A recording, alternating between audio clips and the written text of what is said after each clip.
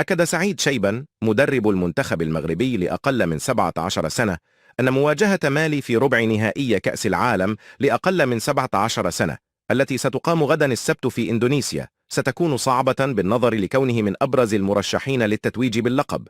وقال شيبة في تصريحات إعلامية: نحن نعلم جيدا مدى قوة المنتخب المالي، فقد لعبنا معه في كأس إفريقيا، ومباراة الغد لن تكون بالسهلة.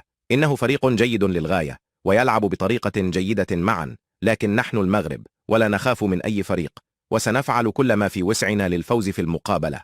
وأضاف: لقد اعتدنا على إيقاع البطولة، وركزنا خلال الأيام الماضية على الاستشفاء وإراحة اللاعبين وحساب الحمل البدني واسترجاع الطراوة ونسبة المياه في الجسم.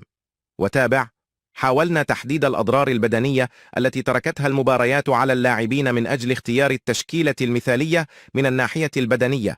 وأردف: علمنا أن البطولة ستحتاج ل18 لاعبا المستدعين للمسابقة، وإذا لم نستغل المباريات الأولى لمنح دقائق لكل اللاعبين، فحين ستحتاجهم ستجدهم يعانون من قلة الجاهزية والإيقاع.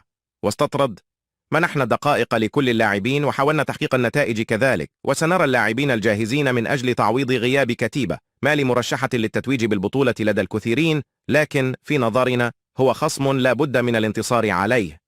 واختتم سعيد شيبان: درسنا مبارياته بدقة كبيرة، ونقط قوته وتحولاته الهجومية هي معايير أخذناها في الحسبان قبل وضع الخطة واختيار اللاعبين الأنسب.